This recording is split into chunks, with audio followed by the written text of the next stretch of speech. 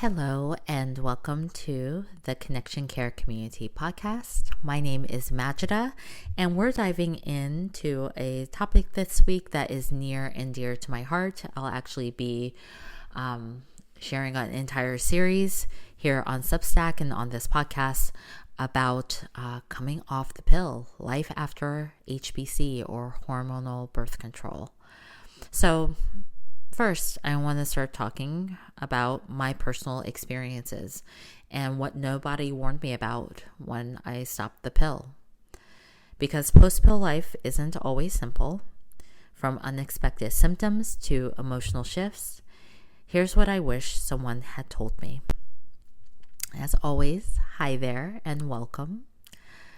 I'll start out by saying that there's a massive gap in how we talk about hormonal birth control. Doctors explain how to take it, but rarely what happens when you stop. Whether you took the pill for contraception or painful periods, irregular cycles, acne, or quote-unquote hormone regulation, what comes after can feel like entering uncharted territory. I know it did for me. So what's my story? To share upfront, it was not graceful. I was around 12 years old when a doctor handed my mom a prescription for the pill. I remember sitting in the exam room while the doctor explained to my mom that it would, quote unquote, regulate my cycle and also, quote unquote, help my periods. What the doctor didn't explain was that I wouldn't actually be having a real period at all, just a withdrawal bleed triggered by synthetic hormones. He didn't mention that those hormones would do my developing endocrine system a pretty intense disservice. He didn't discuss side effects, nutrient depletion, or the long-term implications of suppressing my body's natural hormone production during puberty. I was a child, and no one asked or thought maybe there's another way. So I stayed on hormonal birth control for years. Through high school, college, my early 20s, it became so normal that I barely thought about it. It was just a little pill that I took every evening, even though I would later realize that I was still having side effects, including very difficult withdrawal bleeds. I had normalized the pill as just a part of my life until I decided to stop. I was in my 20s. I was newly interested in holistic health and thought my body would just bounce back, like flipping a switch on, right? I was told that the pill would be reversible and that once I stopped taking it, my fertility would return right away. But, big question, how could my body return to something it had never fully established? Remember, I started taking the pill at 12 before my endocrine system finished developing, before my natural hormone patterns had a chance to mature. I was asking my body to bounce back to a baseline that never existed. Instead, I found myself navigating months and months of irregular cycles. I would go 45 days without a period and then bleed for 2 weeks straight, and then 30 days of nothing, followed by spotting that lasted for days. I couldn't track anything because there was no rhythm to track. Every cycle felt like a completely different body. I experienced breakouts that I hadn't seen since middle school. I really actually didn't have a whole lot of acne issues. And then my skin erupted into all of these breakouts, and specifically around my jawline and cheeks. Something I would later learn is a hormonal acne pattern. Mood swings. These were big. Strange anxiety spikes. This is big, right? The emotional side was huge for me. I have days where I would feel unmoored, emotionally raw in ways I really couldn't explain, brain fog that made it hard to concentrate. I'd walk into rooms and then kind of forget why I was there. Changes in attraction. This one is tough, and it really blindsided me. I was in a long-term relationship when I started to transition off of hormonal contraceptive, and suddenly I felt completely different. And during this time, I found research that shows that hormonal contraceptives can actually alter mate preference and attraction patterns. When your natural hormones return, those preferences can end up shifting too. And then, of course, there was just a whole lot of confusion. I didn't know what was normal, what was concerning.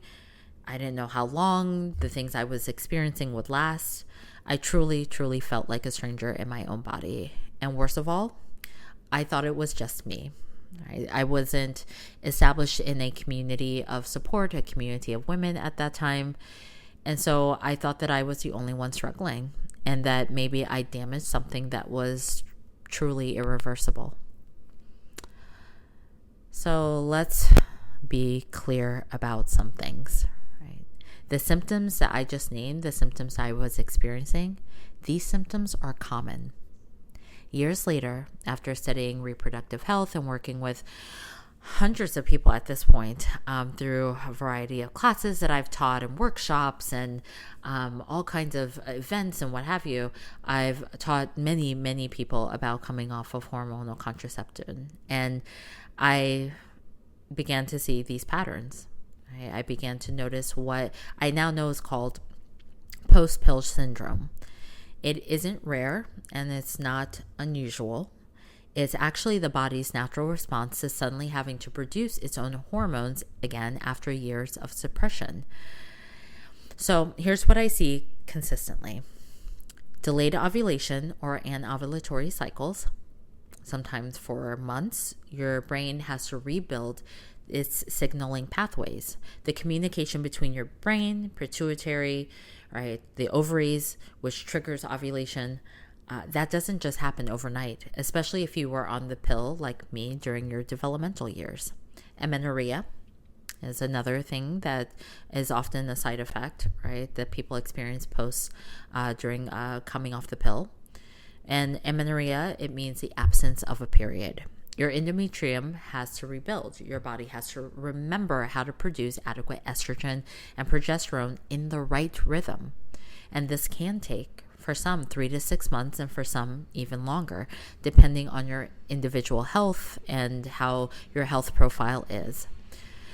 Low cervical fluid or trouble with tracking fertility signs, right? So cervical fluid, something I talk a lot about on Substack and on this podcast and in my blogs and everything I do, right, are these fertility signs that we see, cervical fluid being one. Many forms of the pill thins cervical fluid by its design. After stopping, it can take time for what's called your cervical crypts, which are these little, crypts, right? These crypts that produce cervical fluid in your cervix to produce an abundant, fertile quality cervical fluid again. Some people also experience excess estrogen levels, which can fluctuate wildly before actually settling into some kind of a pattern. Mood instability or new emotional patterns. Remember what I explained earlier about the emotional patterns that I was experiencing that I hadn't experienced before? Well, this is because hormonal birth control affects neurotransmitter production. You might have heard things like serotonin or GABA, GABA, right? When you stop, your brain chemistry has to recalibrate, and can be quite a challenging experience for many. I know it was for me. This is not all in your head, right? This is actually neurochemistry, and neurochemistry that may have been disrupted by being on hormonal contraceptives. Gut disruptions or changes in digestion. This is a big one. I didn't even mention this when I was talking about my own experience above or previously in this podcast, right? That gut disruptions and changes in digestion are not at all uncommon. The pill affects what's called your gut microbiome, right? This whole network of healthy and beneficial bacteria that can become disrupted, particularly when they're depleted from things like B vitamin and magnesium and zinc.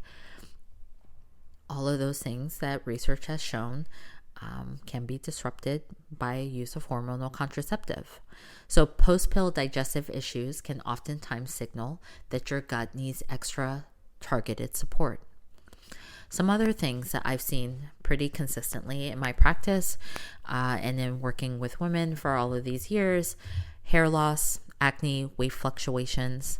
These often points to elevated what's called androgens, right? Androgens are oftentimes associated with male-bodied people, right? People who produce male hormones. However, women also produce and need a level of these androgens, such as testosterone. But those are oftentimes suppressed by the pill. So now your body starts to produce them again and is accustomed to producing these androgens, and that can cause an excess or an imbalance that your body is navigating as it's trying to find this balance again.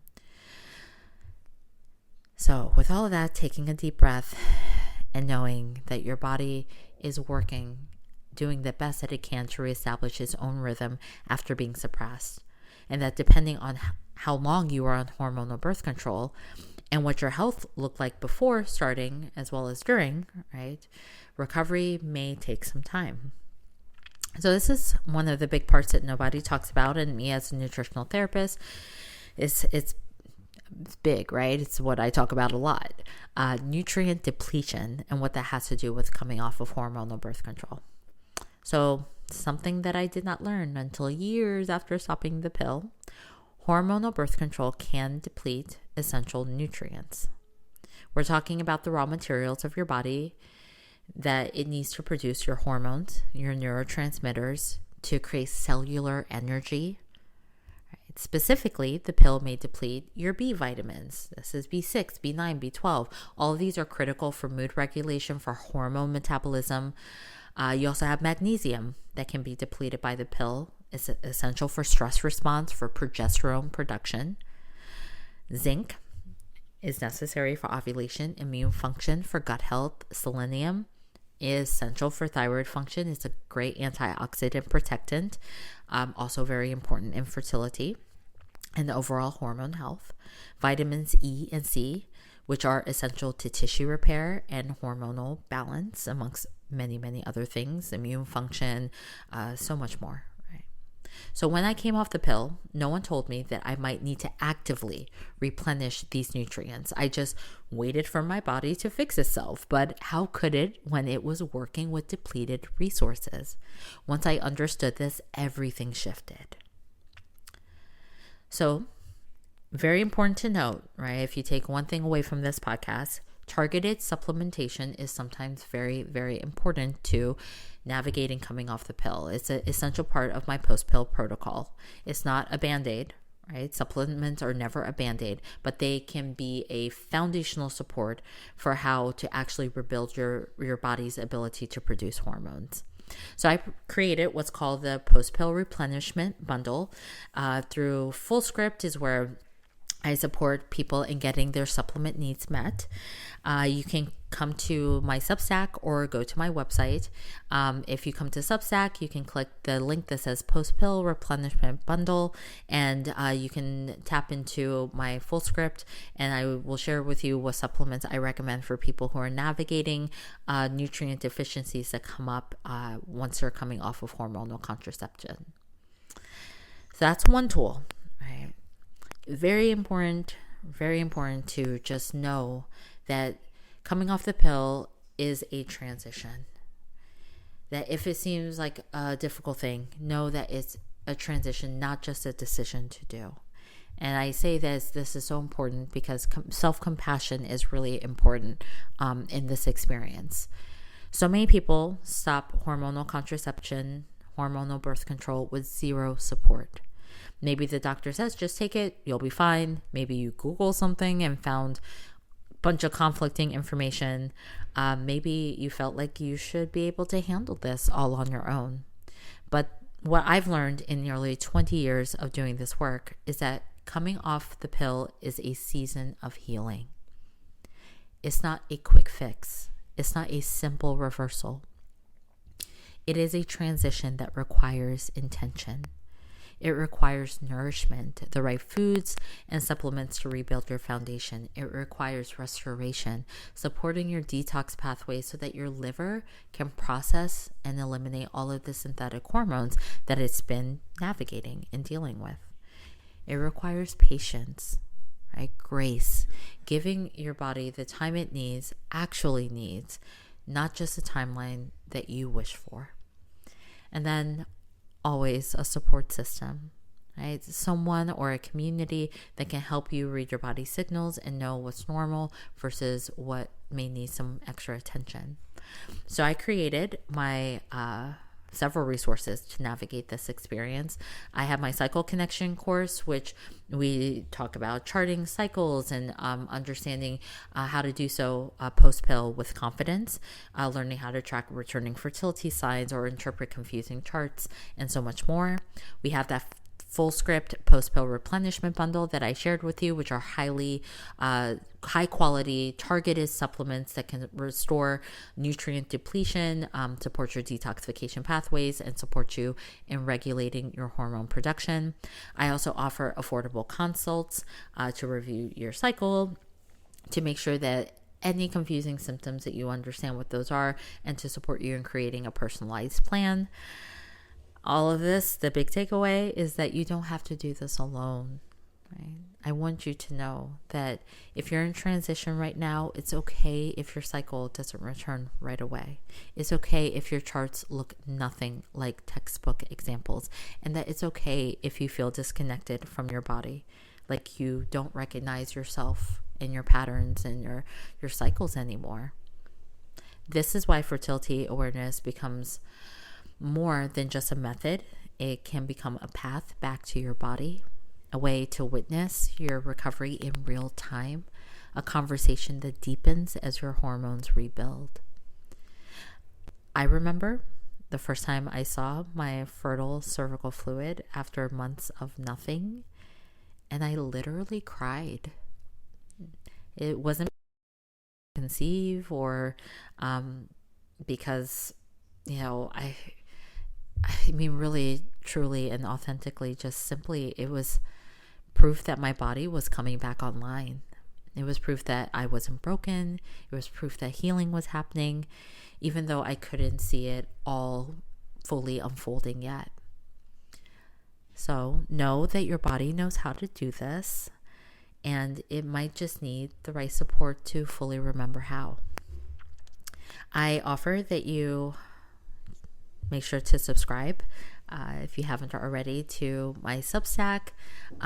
Make sure to drop into my website and grab your free resources. If you're in the thick of it now, know that in part 2, we'll be talking about what's normal versus what are some red flags you may see coming off the pill and what your symptoms are trying to tell you, because I fully believe that you deserve a full and complete picture as to what you're experiencing, and I hope to offer that to you soon. So make sure to subscribe for when part 2 is released. Know that currently in my free resources, I have a resource called Coming Off the Pill, as well as resources around gut health and healing. So I invite you to grab your free resources on a holistic guide for coming off of HBC, hormonal birth control. It's a perfect post-pill companion to help you understand what your body is going through and how to support it. I already mentioned my cycle connection course, so make sure to keep an eye out for that, as well as the one-on-one work that I do. And I have a blog that I'm actually really proud of, that I share this information in, but in just a different kind of a format. It's called What Every Woman Needs to Know About the Pill. And I have some other resources and other ways to look at this conversation in that blog. So I invite you to go over to my website at www.connectioncaretherapy.com and check out that blog. And then I'd like to hear from you, right? Did you ever take hormonal contraception? What was your experience like? Have you ever had any kind of post-pill experiences that you struggled with or that you'd like support around? Being nearly 20 years on this journey, I really do still feel completely at awe at what the body knows how to do when it's given a chance. And so I want you to know, from the deepest part of myself to the deepest part of you, that you are not broken. You are simply returning, and know that I'm here and the Connection Care community is here to walk with you on this journey. So until next time, with care and connection, Majida.